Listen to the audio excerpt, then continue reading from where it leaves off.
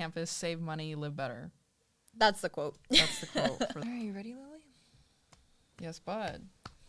Stab it up. Let's Go.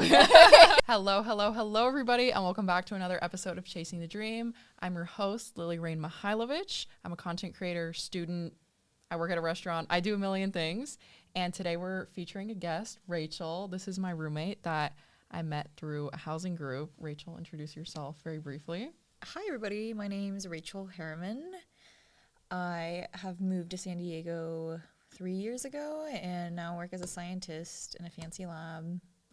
And in this last year, I met Lily through a Facebook housing group. In 2023, we met. Yeah. In the springtime. So roughly a year ago, like 9 months-ish. Yeah. And today's episode, we're talking about the student housing crisis, and we're talking about so many different aspects of it. And we're focusing on San Diego because that's where we met. And the issue is very prominent here, especially around the SDSU area and La Jolla, where UCSD is, and a couple of private schools. Okay, so for the first part of the podcast, we're going to be talking about dorm life. But before we get into that, we're briefly going to talk about how we met as a result of not wanting to live in overpriced dorms. So Gigi and Rachel used to live together at UCSD, and then they put up a listing on Facebook that I stumbled across, and I genuinely did not think they were going to respond. And then Gigi responded, and turns out I thought it would be between me and like 10 other people they were going to interview. And I ended up finding out it was between me and this girl that was giving them an attitude and was really mean. So I secured the bag. you definitely secured the bag because, so when we were interviewing people, the person before, she seemed nice and everything, but she was coming from like the boonies of America. I think it was like Indiana or something like that. And she just wanted to come to San Diego just to like experience something new, whatever. And me and Gigi were like, okay, that's one person. Let's talk to the next person. And then when we met you, you're like, oh, I want to go to school here. And we were just like, okay, so she has a purpose for being here, and she's not just here to like dilly-dally around and stuff like that. And I told them I had a set job here. Like I was guaranteed a job when I came here, and I have very stable income. And I think I provided proof of income to Gigi, and she's like, you're good. Like, don't even worry about it. Like, this is for the landlord. This isn't for me. Yeah. So when we met Lily, it was on like a FaceTime call. Yeah, a FaceTime call. Yeah. And through Facebook Marketplace, Yeah. Gigi put up the listing. It was for like a den of an apartment, and it was so cheap, and that's why I reached out. Did you guys get a lot of people that messaged you for Yeah. it? There was a lot of people. So I don't know if I should talk about why we wanted to move from UCSD to that. If you want to get into it briefly, that's fine. Yeah. We got cussed out by the first girl we interviewed because we met Lily, and Lily was like such a sweetheart and so nice and like genuinely like seemed like a decent human being, and you weren't just like someone that's just like living on the edge. You got to throw around the dad jokes when you want something. Not wrong at all. I told him, I was like, I'm immigrant and I clean. So Yes. And so we kind of knew Lily was an instant yes because you just like matched our vibe, and like you genuinely didn't come off as like a strange individual. And see, it's kind of funny because I signed the lease, but I never read the lease, and I didn't see the place in person, which everybody told me I was so dumb for. But my intuition told me that you guys were really genuine as well. I was like, I don't need to see the place because Gigi sent me very thorough videos. And through the FaceTime call, I just figured, you know, we're all kind of in our 20s and just looking for places to live. Like, you guys don't have malicious intentions of taking my money or something, or showing me the wrong room, and then I get there and it's something totally different. So in America, college students move out for the first time when they're 18, and typically they don't know how to cook, how to clean, and kind of function as adults in society. So they're thrown into these dorms that they're forced to live in, and a lot of colleges require it just because they want the students to become very accustomed to the campus and socialize with people their age, and then eventually mingle into fraternities and sororities and just participate in on-campus life, essentially. But if you're a transfer student, so if you go to community college for 2 years and then transfer to a college with 60 credits, you don't have to live in a dorm, which is why I didn't live in a dorm. Rachel didn't live in a dorm. Did Gigi ever live in a dorm? She did. Gigi lived in a dorm. She, for the first year at UCSD. Yeah, so some colleges require 2 years for you to live on a dorm, and sometimes it's just 1. And that first year, they also don't let you bring a car, which I think is kind of crazy. I guess to add on to the reason why students aren't allowed to have cars, just because the parking lots will be super full if the freshmen could bring their really nice fancy cars, you know, from out of state. But also, college towns are built to be walkable, and they're the only walkable towns in America. And I wish we had more of them, but it's walkable because they want students to be able to mingle and kind of go around and do everything really quickly. Like you could go to the gym, get your groceries, and go print something out at UPS, like all in at once, super quickly. You get a lot done in one day, which is really cool, and that's kind of the beauty of walkable towns. What's your experience with walkability at UCSD? So UCSD, if from the perspective on if you like live on the campus and stuff like that, I will say it did get better probably my last year at UCSD, so in 2021. They essentially opened a Target actually on campus. Oh, wow. A whole one-story Target. It had everything you needed. It mostly had actually groceries, considering like, you know, students live there and stuff like that. Yeah. But as far as like walking, UCSD is an enormous campus. Like, I don't know how big like SDSU is, but to literally get from one side of campus to the other could take like an hour, depending on walking. And like sometimes I would like go from class to class with like a 10-minute break in between, and you would hardly be able to make the class just from how like spaced out the whole campus is. Yeah. It's not like congested where there's like building upon building upon building. It's more like spread out. There's a whole bunch of walking areas. What else did they have besides the Target? Like, did they have restaurants and little stores and stuff? So they had like, so with UCSD, I don't know if the audience is like aware of how it is, but there's colleges that are encompassed under this one massive college. So UCSD is a massive college, and there's these little like micro communities of other mini colleges. So like for instance, I was from the Revelle College, and each like mini college has restaurants. So they have a whole bunch, and they have like a big cafeteria too, typically, where you can eat and do whatever. And they usually have like a coffee shop. Some were nicer than others, so obviously. Each mini college is specific to certain majors. Yeah. So also that's another thing, depending on your major. Not always the case for like generalized like majors, like psychology and stuff like that, but like each college has their like specialty. So like Jacobs was like engineering, so anything with engineering was for that college. Gotta go hang out there and find my husband. I'm like, anyways, continue. no men are worth it. You're right, doesn't you're matter right. if they're engineers or Yeah, not. I'm like, but they have money, so yeah, I guess that's a pro. But anyway, and Revelle was mostly chemistry, so I went to Revelle. Chemistry and physics was mostly Revelle, and then there was I don't remember that like each one because I didn't really care about the other ones. But anyway, so yeah, I mean it was there was a lot of gyms actually on our campus too. Oh, so like mini gyms or so compared, I don't know how like SDSU is, but there's one really big gym called the Remax Center, and in the Remax Center you have everything you need. Like it is a 2-story gym where there's like this weight area, and then the second floor is like where you go on treadmills and do more cardio stuff. And they even had like what is it called? Not tennis, but it's in like a box. Racquetball? Yeah, or something? racquetball. Yeah, they had racquetball. They had even classes and stuff like that. So that was one of the gyms, and it was ginormous. But if you think about it, a lot of people would go to this gym, and it was packed like crazy. Like it was like sardines. Like you could not get a machine. Like you had to go like free weight everything. Yeah. So I guess with this is the difference between different types of American colleges. Some colleges, all the students share one gym or they share a dining hall, but then other colleges, they're so spread out that they have to have multiple gyms in order to accommodate, I guess, how many students are on campus, how wide it is, and just the area that it covers. SDSU is a little bit smaller. I believe we don't have that many colleges, and each college does not have its own dining hall. We all eat in the center of campus. It's kind of like the center where student life is. Near the library, they have a bunch of food options. They have a student union where there's a bunch of resources for commuters. Students work on campus. and then the library, bookstore, and then where you can get snacks and stuff is all one place.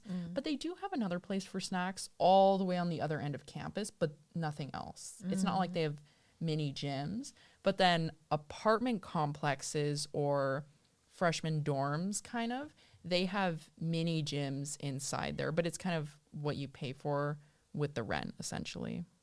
Yeah. So any like amenities that you could use as a student were practically free just because you paid tuition. Like there's pools and, you know, places to practice sports that as long as they're not being used by a team, the students could use them, which is super cool. Yeah.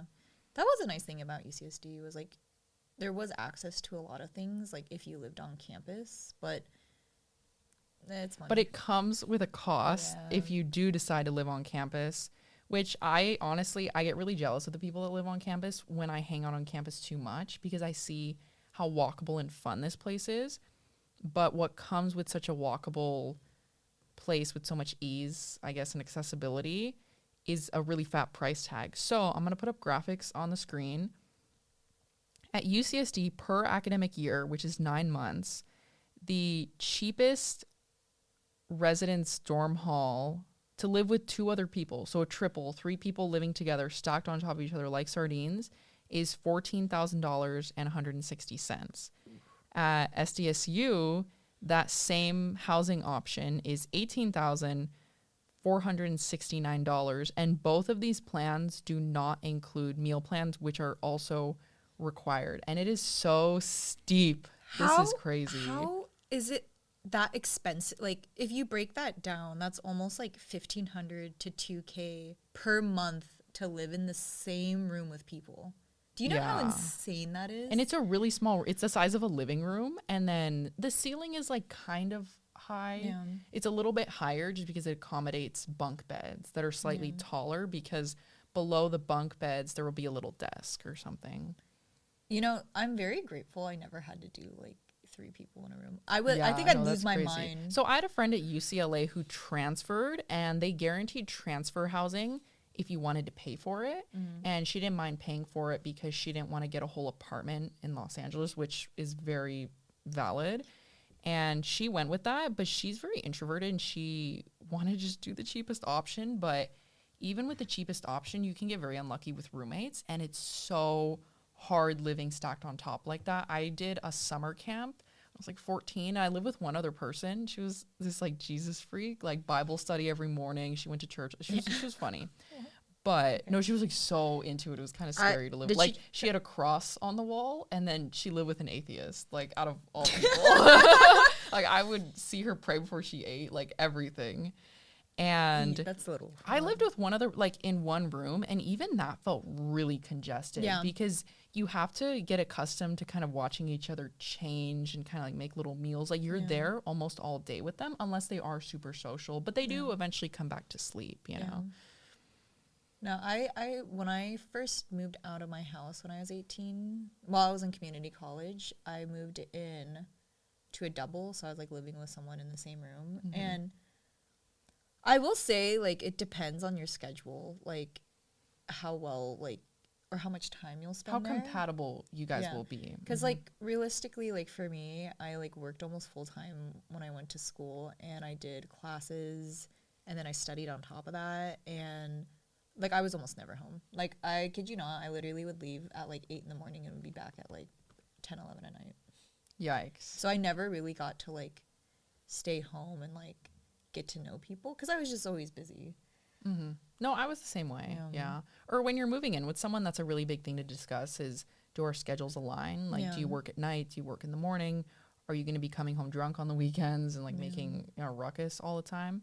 I also want to get into how much the meal plans are. So I didn't pull it up for, I mean, we kind of have it pulled up for UCSD. Yeah.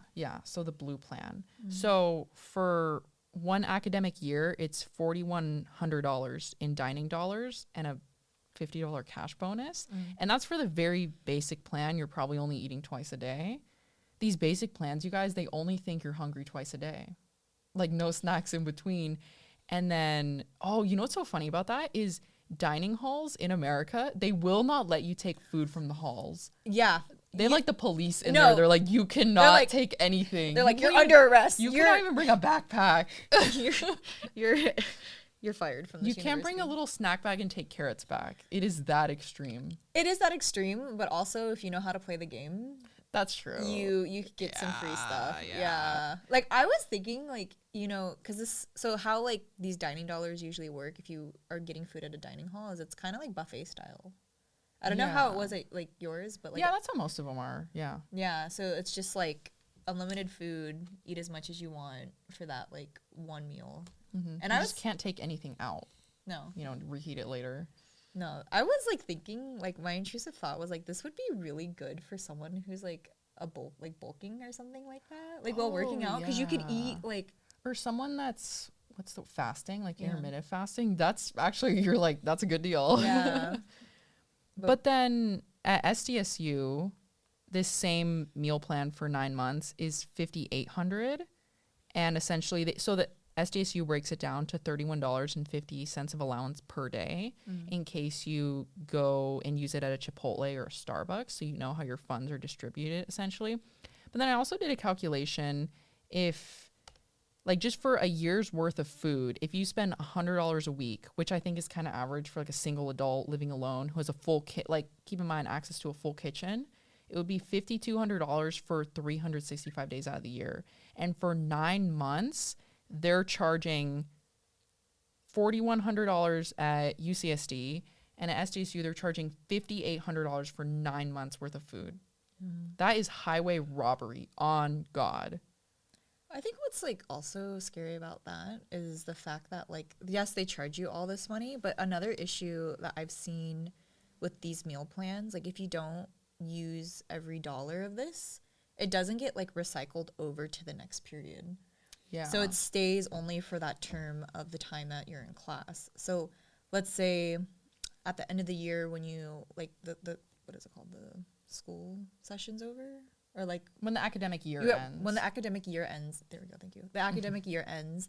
If you have extra money, I've seen people like go crazy and just buy stuff just so they could spend the money, because with dining dollars and stuff like that, it's not like a refundable thing, and it will not transfer over. And I've literally seen people have like $1,000 or $2,000 left over. Yeah, or I guess some people who might want to eat 3 times a day, but then they tried to buy the cheapest plan possible.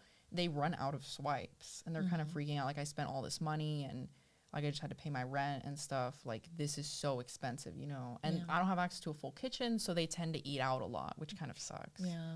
I did an internship 2 years ago, and it was on a fairly walkable campus at the Johns Hopkins University. I didn't live in a dorm, but I lived on-campus student apartments, and I had one roommate. She was really sweet. She was a military brat, and she was literally the cleanest person I've ever lived with. And what I liked about living here was when I got there, I'd never lived in a walkable town ever. Like, I've always driven my car around since I was 16. And it was so cool to be able to walk outside of my apartment, go to the gym, get groceries, go to the library, make copies, do homework. You could just knock out so many things in one day. You could go send mail home. You could go to the bookstore and buy clothes or something. Like, there was just so many things you could do in one day. And it just made it really quick. And I had more time to maximize doing homework, essentially, and, like, you know, calling my parents or something, which was really nice, versus now that I live off campus, and I've always lived an off campus life pretty, like, essentially, it takes so much time to do everything because your doctor is on one side of town, and then you have to pick up your dry cleaning on the other side, but then there's traffic between certain times of the day. And then what if you need to go do something, like, you might have an interrupted activity in your day, perhaps, like you didn't expect a medical problem to come up, and now you're trying to go see a doctor before you go to work, or you might have to delay something. And it's just really hard living in a town that isn't walkable. Even San Diego, it is kind of walkable in some parts, but for the most part, this is not. No, San Diego, transportation-wise, is not, like, a good, like, some it places depends. are better than others. It's, like, sub-portions of San Diego are okay. Like, near UCSD, transportation, immaculate. Like, there is literally a bus almost on every single street in La Jolla. Or there's that mall that has a bunch of stuff. Like, they have a gym. and restaurants. UTC? UTC Mall. Yeah, so UTC Mall, like that area, they have like a humongous like bus stop, and then the trolley station ends there. But as far as like UCSD, like you could live off campus, but if you lived in La Jolla off campus, like you typically were fine getting to class because like to get to class was like a 20-minute bus ride over. Oh, yeah. But once you step out of La Jolla, out of that bubble of UCSD, it's not good transportation. Like literally to get from like La Jolla maybe to Convoy, it's like what, a 15-minute drive, maybe 20-minute drive. If traffic, maybe 30. Like the transportation to get there, like if you wanted to take a bus is like, I don't know, an hour, hour and a half. And that's not even far. You know? And then the students have to pay for the trolley pass, you know, not to mention like the bus passes and all that. No, UCSD it's all free if you're a UCSD student. Oh, yeah. What? They make us pay for it here. What? Yeah, we have to pay for our trolley passes. And then they make it cheap for like a certain amount of time, and then they'll mark it up if you don't buy it in time. Yeah, no, seriously. Damn, they're really like running you guys through. Holy crap. Well, I think it's because the CSU system, they're like, oh, because your tuition is so cheap, we're going to run you dry for everything else. We're going to charge you a lot for parking. You have to pay for your bus pass. You have to pay for your trolley pass.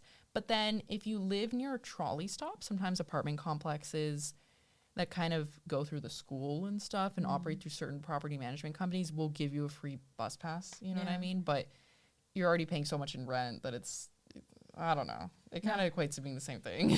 At UCSD, it was kind of nice. Some of the apartments near the university had like a little transportation service. Oh, wow. Where they would drop you off at campus because it's like a 5-minute drive over. Some of the apartment complexes do that. They have a big bus and then, or a shuttle. And yeah, then they there say, we go, shuttle. Yeah, and they're like, oh, we give rides to campus between these times. Yeah. So if you work or, you know, whatever you need to get to class, you can just plan out your day, and it's kind of cool. But that also comes at the cost of La Jolla is expensive as hell. So yeah, like one of the most expensive neighborhoods in California. Like expensive, like I'll talk about that later. Like beyond expensive.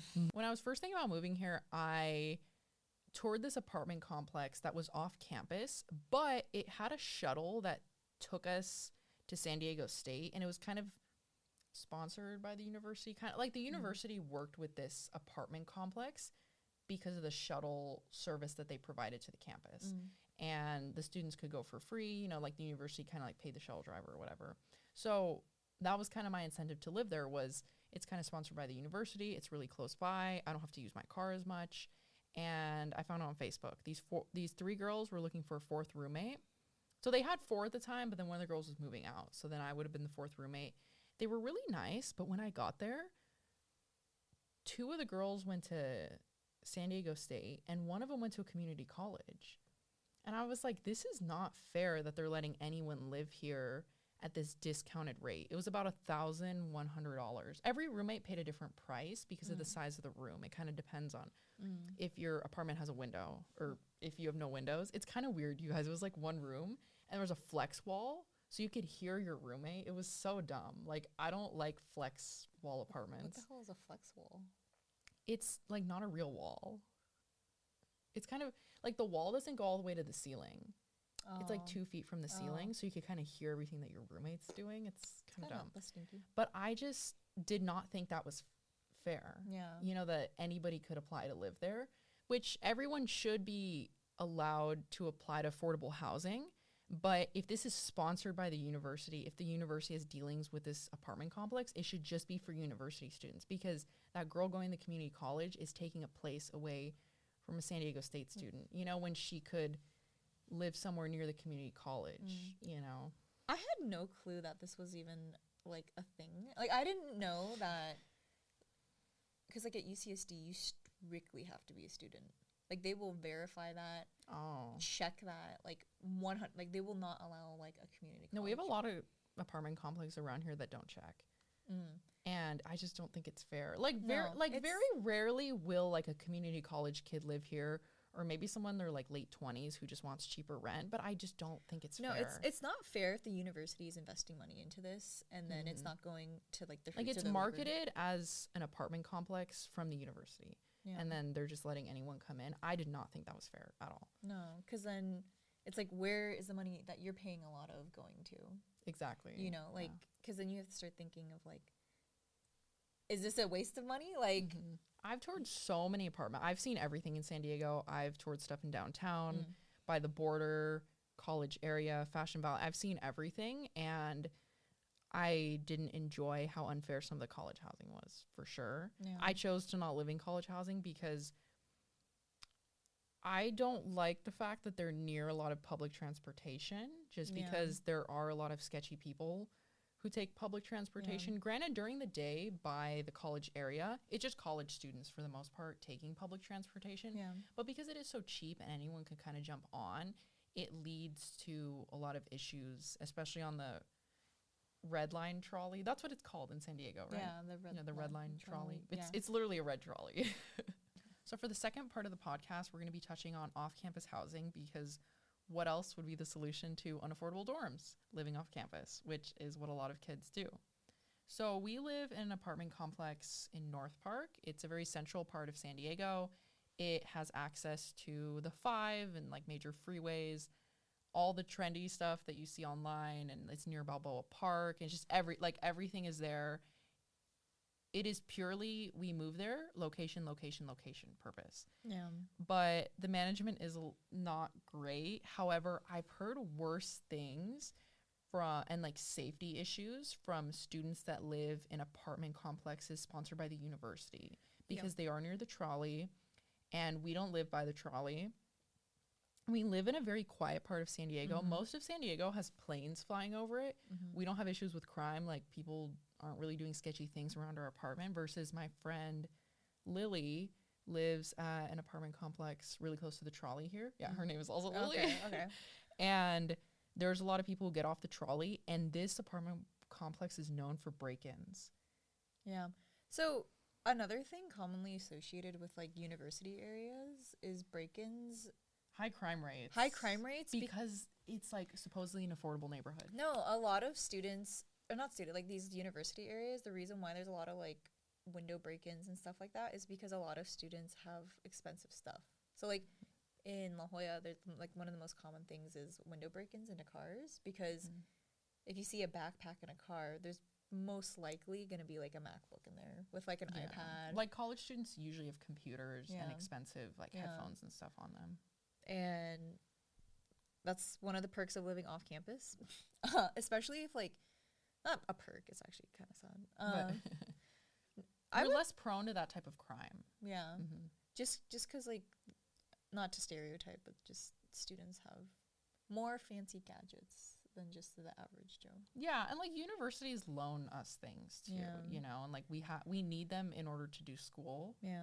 So it's just kind of tough, like safety wise, because you want to go somewhere that's affordable and safe, and you want to give your parents a peace of mind that you're going to be okay, you know, and like they're not anxious back home about you and stuff. But also, like, you need to feel safe without paying a lot of money, you know, for a luxury apartment, because most college students can't afford that. Yeah. But then this leads into, we live in a very reasonable apartment. Like, we all have our own space in here, but Rachel used to live in a place that was overcrowded. Tell them how much you were paying in the area and all that. So in La Jolla, so long story short, the reason why I all of a sudden had to move to this really expensive place was because our previous landlord was like, hey, I'm going to renovate the apartment because it was so run down. And he's like, you need to get out of here in XYZ amount of time. And I was like, that's only like 1 month. How am I going to find time for that? And so in like a desperate attempt to just get like any type of housing, because here with off-campus housing, there is like housing group pages and stuff like that. And you could be messaging so many people, but not a lot of people will actually respond back to you. Yeah. And that's why I didn't think you guys were going to respond to me. Because if you think about it, like one post on like an off-campus housing like group, what, they get like maybe like 30, 40 messages? There's hundreds of thousands of students in these groups. Yeah. So realistically, 400,000 people aren't going to see one post. Yeah. But definitely over 1,000 people are going to see that post. Yeah. And people are on there because they're actively looking for housing. Yeah. And then when you're not looking for housing, you leave the groups. Yeah. So these posts get so many impressions, so many messages. and it's just really hard to find a place to live, especially when it's peak season. Yeah. Or off peak. Even off peak, it's impossible to find housing in San Diego. Like, too. Yeah. You have to look right when you're ready to move. You can't Exactly. look in advance, Exactly. which makes it really hard to plan, especially if you're in out of state, if you're coming from a couple cities away like I did in LA. Yeah. It doesn't make a difference. You can't plan ahead. No. Exactly. So when like my landlord gave us that notice, I started looking for places, and one of the places I considered not going to. I wanted to check the place out in person first just to make sure that people are normal, it's normal. The first place I went to was this place in what's right up from La Jolla? Just before Del Mar? just before Convoy. I don't know. That strip. Linda Vista? Is it Lynn? Something like that.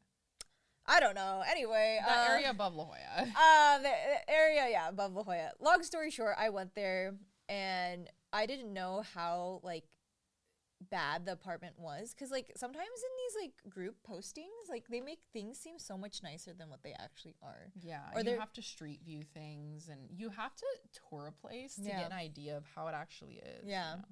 And this place I went to, the first place I went to, it was going to be like $900 for this like one room, which wasn't bad for like the area. Mm-hmm. And I go there, tell me why. So if there's one pet peeve I have with any type of house that I move into is animal smells.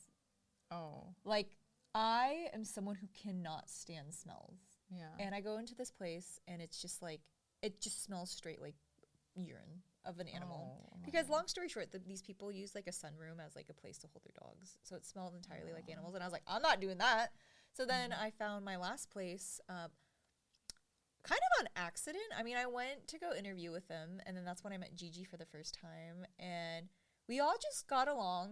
Like, we could talk to each other. I think that's like one of the most important things when you move off campus is like, there's a lot of situations where people move off campus and people aren't like, talkative towards each other. They just like exist commonly. Or it's kind of different on FaceTime and in person too. Yeah. But we all, you know what's funny about the three of us is we love to talk. Like we will talk all day. We don't stop. It's called having ADHD.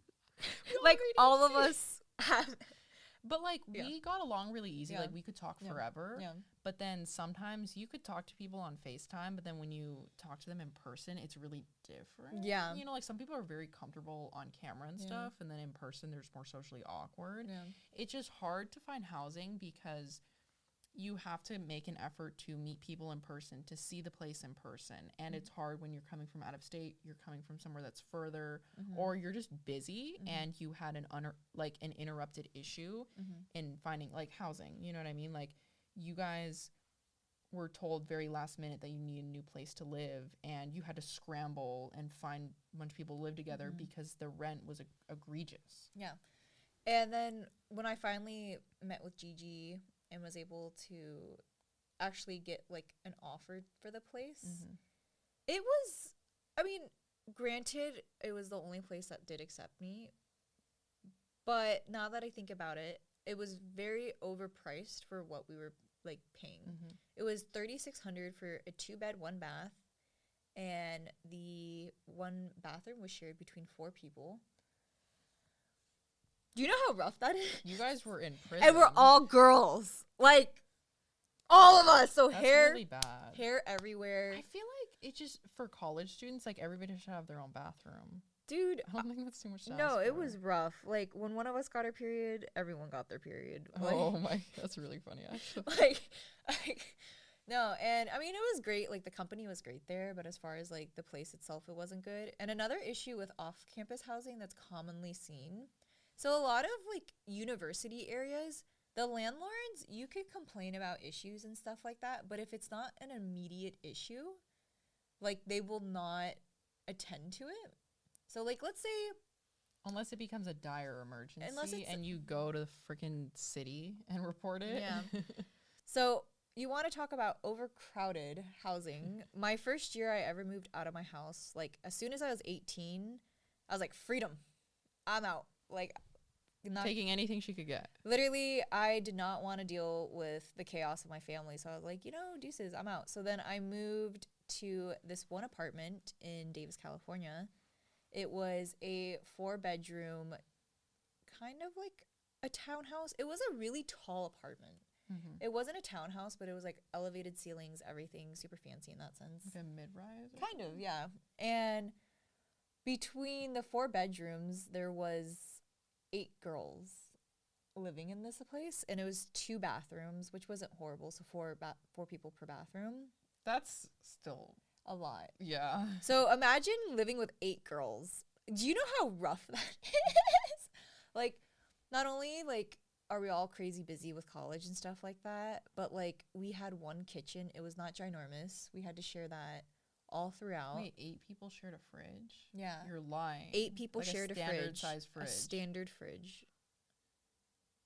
Do you know how, like, you can't do anything with that? And then the one nice thing I did like about this place is I had the laundry inside. Okay. So I was like, epidemic is out. This isn't too bad, you know? But the other thing now that I look back on it, like, I would never live with 8 people again. That was so rough because I lived as a double with my housemate. That sounds like you lived in female prison. Yeah, kind of. It wasn't that bad though. Like, genuinely, because I was 2 people dude, that's literally prison. Like, 2 people live in one room. But the rent was cheap. Not gonna lie. But this was also pre-COVID price. Oh, okay. So like the 4-bedroom apartment, I think it was. How much did you pay? I paid personally like $450 a month. Oh wait, that's actually pretty fire. Yeah. Okay. So the whole place itself was like $3,500 for the 4-bedroom place. Okay. But this was pre-COVID price, so yeah. take it with a grain of salt. Mm-hmm. That place is probably like, I don't know, 4,000. So that was your first experience living in an overcrowded apartment.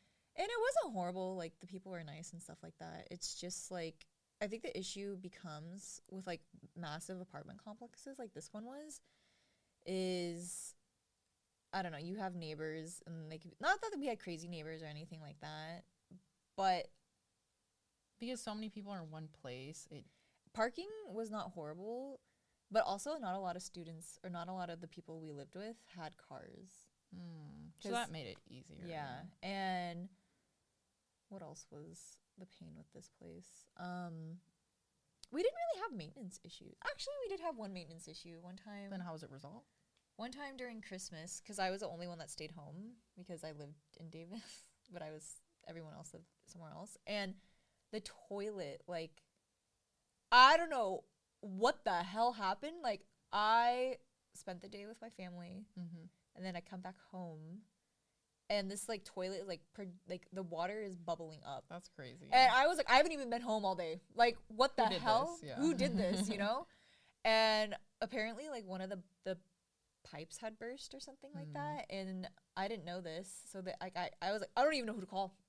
Nowhere's open. It's Christmas Day. Oh. And okay, yeah. And then I call like the emergency line for our apartments. Someone answered. That's good. That's compared good. to our current place.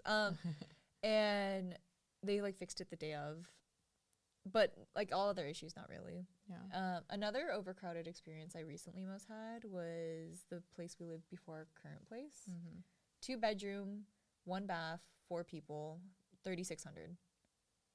That sounds like a disaster. That's $1,800 per room. And I don't really understand how with off-campus housing, like in La Jolla, how they could get away with prices like that, to be honest. Because you can't realistically expect a student to pay $1,800 a month, like on their own. You know what I mean? With no like parental support or anything like that. What's crazy about that is each of you paid $900, right?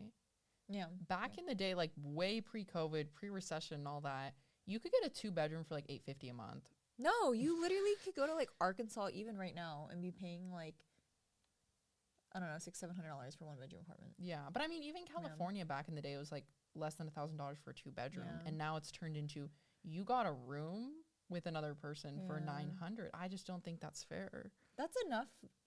Like that should be more than enough money for you to live comfortably. You know what's crazy? So that's $3,600. Okay, that's not luxury. Yeah, that's not even luxury. What we had was like basic necessities. Like we World War I. We didn't even have like air conditioner, heater. We had a heater, but not air conditioning. Our kitchen was so tiny. You literally bump butts with people. Like not. Oh, it was like a skinny kitchen. Yeah. And then our like our washer and dryer was in the bathroom, like physically. Like you had to close one door to open the other. Like very crammed. Yeah. So someone's taking a shower, but you can't go to your laundry. Yeah. It was just not at all like ideal. A luxurious apartment in the sense of like for $3,600. That's like $3,600 is what some people pay for like a luxury apartment, you know, and that it's because of the area. It's because of the location. Yeah. And people have to pay this price because they go to UCSD. Yeah. Well, there are some students that could pay for very luxurious like housing.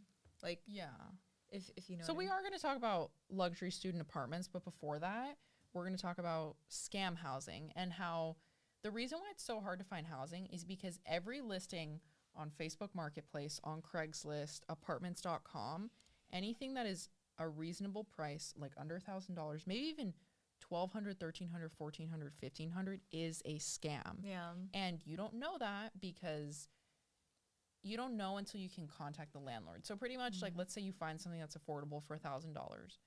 You reach out to the person on Facebook and then they'll either tell you, oh, let's schedule a viewing, or this is where the scam comes in. You don't even have to meet them in person to know it's a scam.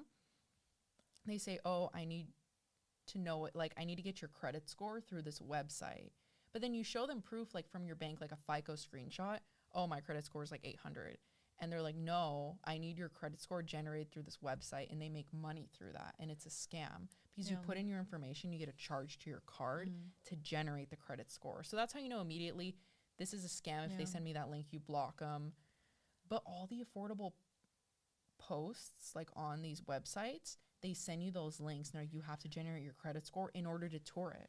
I think another big scam that is common, there's like two big scams that are commonly seen, at least in San Diego, is you'll have these like international, like if you could tell straight up like on their profile picture that this person's not real. Like they'll have the most like bizarre name ever and a picture of like a white woman named Linda on there. Like, do you know what I mean? Like that is whatever your name is, that's not you. There's like, no it doesn't line up. People don't even try and hide the fact that they're scamming. Or and then you look on their profile like in general and they're like from like someplace in like Africa and you're just like, why are you posting here, you know? Yeah, why are you putting a listing in San Diego? So that's like one type of scam, and then the second type of scam is people ask immediately before like you even view the place or even ask like really any questions, is they'll be like, if you want to see this place you need to pay like $30 or $40 like immediately, and if you really want the place you need to put down the deposit.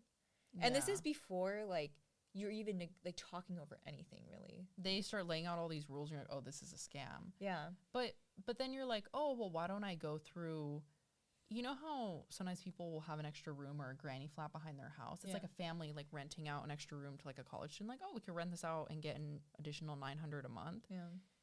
You don't know if those are scams either because they're not a formal like landlord per se. It's just a family, like you're trusting that they're renting the place out to you. It's not, there's no property management and whatnot. So it's like, yeah, that stuff might be cheaper, but it's 10 times riskier than going through a property management company and going through a formal landlord. You could get there and get scammed. Yeah. You know, so it's really hard to find housing down here because of how many scams there are. And, you know, like there are landlords who are flat out like, I'm not going to let you see it in person. You need to give me some money beforehand. And it's like, well, obviously this is a scam. But the only thing that isn't a scam is luxury student housing because they plaster this. They have excellent social media. They put it on billboards. They put it on signs. It's advertised like all throughout San Diego. It's on Instagram. Like, you know, it exists, but you get to the website and this is just astronomical. Like $2,500 a month these are starting at for like studio or one bedroom. And these places remain vacant. Yeah. Yeah. In La Jolla, there's this really fancy apartment that's actually within UTC. I forget the name of the apartment name. It's in the mall? It's in the mall. Huh. It's like directly next to the mall. It's the closest thing. Like, is it like a high rise or something? Yeah, it's a high rise. And I remember just for funs and giggles, like looking up the cost of like a studio or something. Yeah. A studio apartment was like $2,900. Studio, no bedroom. And wow, it's probably like a north facing apartment too. Like there's no light coming in. No, there was light. It was all like windowed. No, but I mean, it depends on like people want like south facing apartments because that's where the sun rises. But then you could live in a luxury apartment complex, but if it's the not facing towards the sun, it just you get really bad lighting throughout most of the day. But people like they always charge more for apartments because of the view and the direction that the windows are in. Isn't that crazy? Like, not everything is the same price. I didn't think of it like that. Yeah, no, literally, like apartments in downtown will charge more for a place that's the light hits different, east facing and south facing because of the sunset and the sunrise views. But I think what this place that I'm mentioning was, it was just expensive, flat out. No, and you know, like, freaking cracks me up every time. I literally can't think. I think it's called the Oxium, something like that. I don't even know. And sometimes on like the UCSD housing page that they have for off-campus housing, someone will like post a room for rent from there, and I'm just like, the views look nice. Don't get me wrong; they're spectacular because you have like you could see because it's elevated, right? You could see like the beautiful like La Jolla and stuff like that. But I've seen rooms like that, and they're like $2,000 per room, and you're just like, holy crap! Like, granted, this place that you know people are renting from are like solid in the sense of like renting, like they're not going to scam you or anything like that. But the scam is just luxurious living. And luxurious living marketed towards college students. That should never even be a thing, or it shouldn't be as popularized as it, because it's everywhere. Like you drive onto a campus and you see a bunch of these luxurious complexes that maybe 5 people live in. Because most college students don't make that kind of money. Granted, there are students that are, and we should have housing for them, but that shouldn't be the only housing available. And that's kind of the issue with it. Well, also with really luxurious student housing, I feel like it targets only people who come from wealthy families. Yeah. Like, for instance, this apartment I'm telling you about, like, I saw, because I lived right across the street from it, too. So I was like, oh, I would see people, like, walk around and stuff like that. And I would see so many people with really nice cars come out of there that look like, not to generalize, but, like, an international student or something like that. Like, I've literally seen, like, a Lamborghini pull out of there. And I'm just like, sorry. No, you're good. I'm like, how? Like, how do I get that money? I mean, that's never going to happen, but, like, the thing is, like, those people have to be really rich in order to be able to afford and they're stuff paying like for that. these luxury apartment complexes on top of tuition, on top of, like, their bougie lifestyle and, you know, all that. And they're, like, not really working, which, you know, I mean, it is nice. Like, don't get me wrong. If I was living that life, must be nice. Yeah. But just to advertise so much of that housing and to have it remain vacant because it's unaffordable, like, isn't fair to the majority of students who need something that's reasonable. Yeah. But I also feel like here in San Diego, I don't feel like there's a lot of vacant housing. I think it's just people will take whatever and pay the price There's for a lot whatever. of vacant housing in downtown. You think so? There's a lot of luxury apartment complexes that they're not even halfway full because nobody can afford it. Like, everything has become that unaffordable. Holy and crap. New York City is known for that. You know those like Billionaires Row? Actually, Billionaires Row is like not even half full. I heard that New York, so during the peak of COVID, right, they like increased price or tried to increase prices, but everyone, because New York was like the COVID hotspot, like they had to start decreasing prices in rent. Yeah, because everybody left. Yeah. Nobody was paying it. That might happen to San Diego. I hope not, because it's really pretty here. Yeah. And I love our pre-COVID price. Yeah. And then the third type of housing would be, so I know the most about this because this is the most popular type of housing around San Diego State, is when college students will rent out like a 5 or 6 bedroom house. And some of them are done through like mini property management companies, or there's like someone with a bunch of money who like bought 3 houses and then they're kind of their own landlord and they deal with the college students directly. So yeah, like a group of girls, guys, like whoever, sometimes people do co-ed housing. It's just like a friend group or something, or most commonly like transfer students will meet on Facebook groups and then they go and they hang out. They have a little beach day together and they see if they're compatible. It's like, okay, can we be roommates for 9 months? So they'll sign these like 9-month leases and go through their own property management stuff and they rent out a house. And these houses are kind of known as like frat row area type thing, like where everybody parties, because there is like fraternity row where they do throw all the parties, but then there are houses that these kids actually live in. So because there are sorority people and like fraternity people that don't live in specific like fraternity sorority housing. They do live in these off-campus houses. Yeah. And what's kind of weird is like just the concept of a bunch of college students having to take care of a house is kind of crazy. Are you like referring to like them just renting it out or like them owning it? Them renting it out. Yeah, they're renting it out from the owners. It's very common actually to do that, like depending on the area, like in like La Jolla. No, but I don't think it's like, I think it's kind of crazy that so many people are sharing a space. Yeah, like between it's like it's a house meant for a family, and then 6 college students go and live in it, share a fridge. There isn't enough parking spaces for all the students, and these places are always very loud. Yeah, very loud, especially around here. Like it's like a neighborhood surrounding San Diego State where families do live here, old people do live here, and then it's college students who are partying. Which, granted, that is like what it comes with this neighborhood, but the fact that we have to resort to that, and they're paying a lot for all these bedrooms. What's so bananas is these houses are fully paid off. They were bought 30, 40, 50 years ago. They're very old. A lot of them aren't renovated. These kids are paying more than $1,000 for a room. They are making money off of these houses, and that's what's so predatory about this off-campus house living. Well, because the landlords just want money, right? So it's like if they have but they don't work. But if they have the ability to be able to rent out at a higher price, they definitely will do it. Yeah. One of the places I interviewed to live in was this retired lady, okay? She had been gifted this house from her parents because they passed away. Yeah. So everything's paid off. And she's like, and then I was curious. I was like, because she was like asking me, she's like, oh, what are you like doing? Blah, blah, blah. And like, this is when I was like kind of like low-key, not doing a lot of Pilates, but I did Pilates for 1 month. Okay. Class pass, right? Yeah. No, with Club Pilates. They had like a promotion going, and I did it for 1 month, and I mentioned, oh, like, I'm like kind of doing Pilates. I don't do Pilates. You do. I don't. And she was like, oh, I love that place. Like, it's so nice, blah, blah, blah. And then when she told me that her house is paid off, I'm like, am I paying for your Pilates? Like, what? I'm paying for your Pilates. You're funding your bougie lifestyle. And she seemed like the person that would entirely depend on us to make her income. And which, I mean, I get it. You know, you got to get what you can.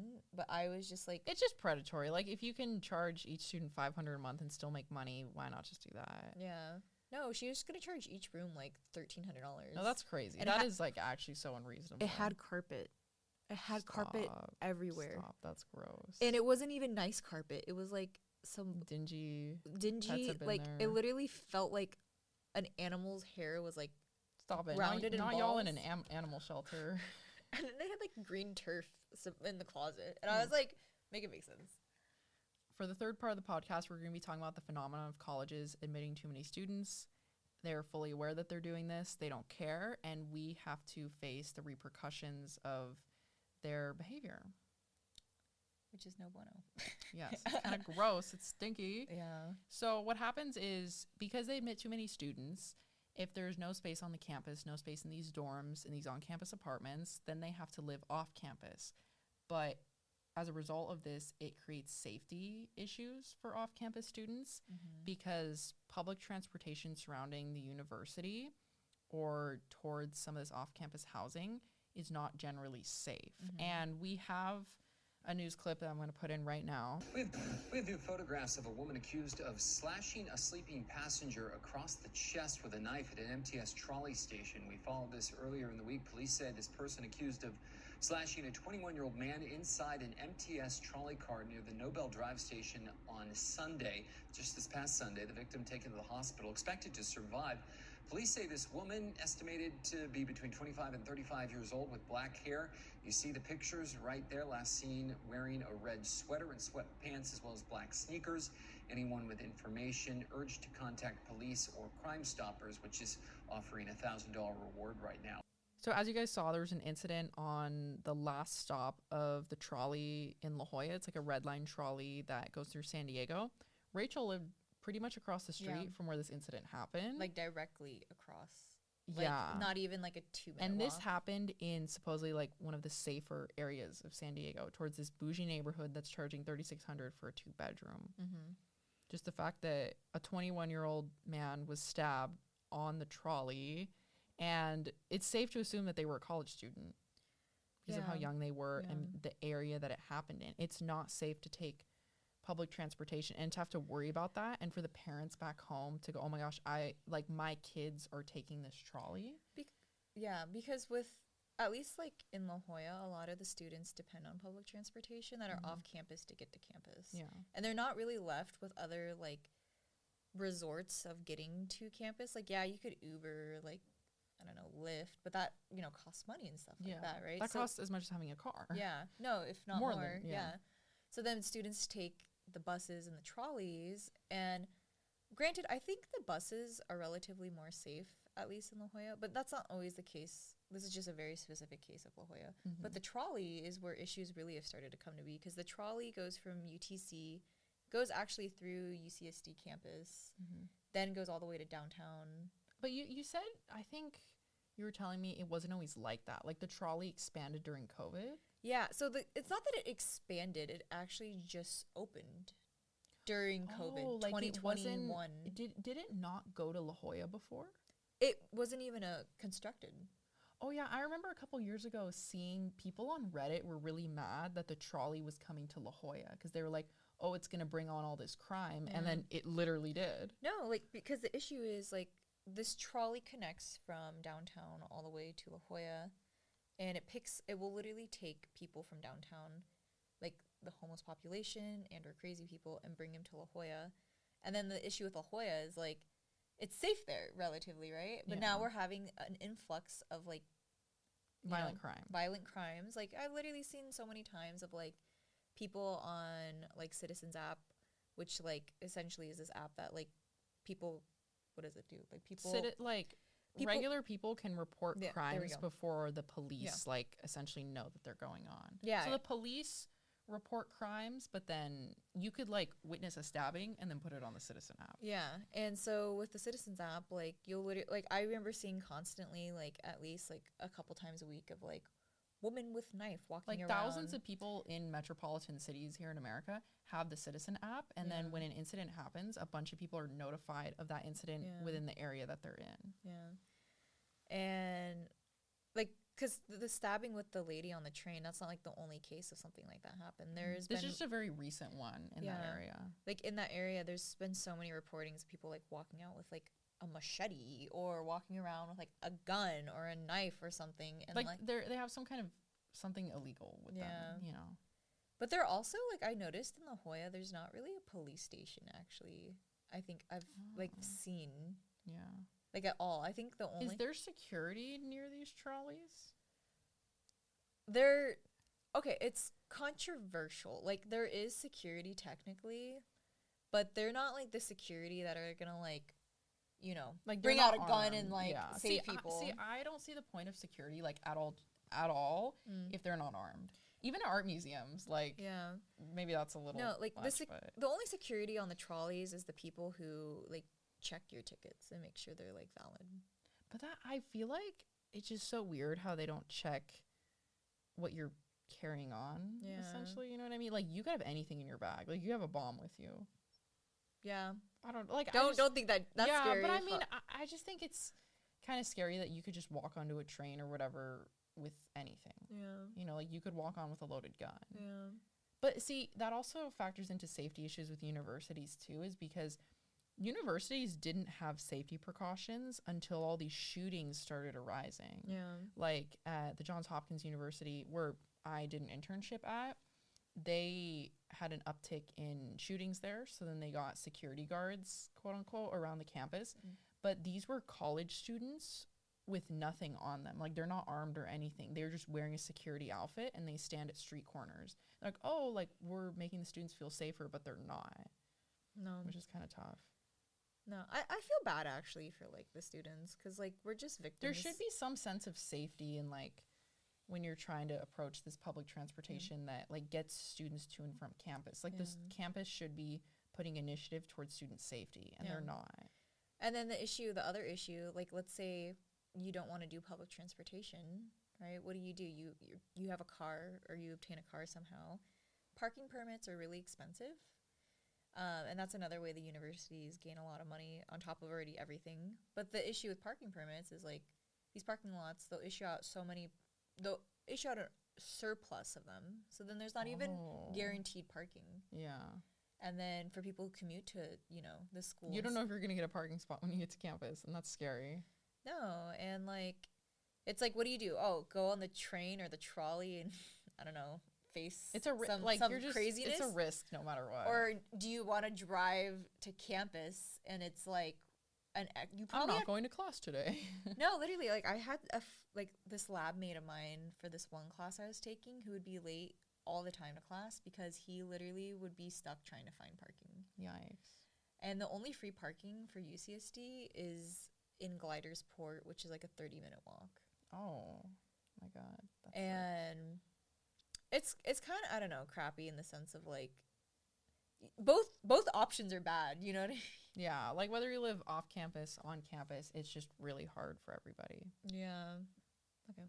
I guess to conclude this episode about the housing crisis, specifically in San Diego for college students, it sucks. Like, we can't really say anything good about this. Mm-mm. The good thing that we can say is that we met because of this, and we've become besties since then. Like, we were at the club last night, and it was fun, But, like, we meet because of these dire, messed up economic situations, which is kind of tough. It brings us closer together, but because of what? Like, how everything has become so unaffordable. Mm-hmm. I think another thing to kind of conclude up to is like there are pros and cons both to on-campus and off-campus housing. Mm-hmm. It's just you genuinely have to see what like suits your needs best. Yeah, and what you can afford. You have to look at your financial situation. Should you just take the L and be a commuter and like live at home, which nobody wants to live at home in college. Like you want to live on campus and live the glorified American college experience.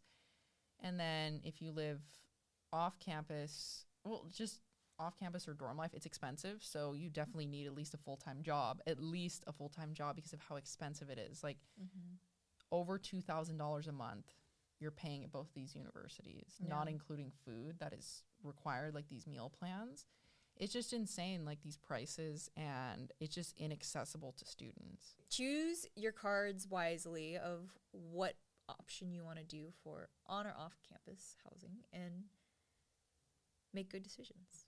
Low-key, we could do an episode. I feel like it'd be fun to talk about how to find housing that isn't on campus. You know what I mean? I feel like that'd be fun. We could talk about Craigslist scams, Facebook scams, and how to avoid, certain things. I know it's good to meet people in person, and you have to see exactly what you're getting. You have to meet the person you're going to live with.